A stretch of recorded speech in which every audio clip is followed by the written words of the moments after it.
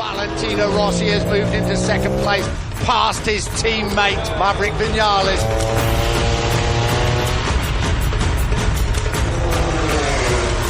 What a battle it is between the two Yamahas. Vinales leads the way, Rossi thinks about getting up the inside. Marc Marquez right behind him, and Marquez cuts up side Miller at the southern loop.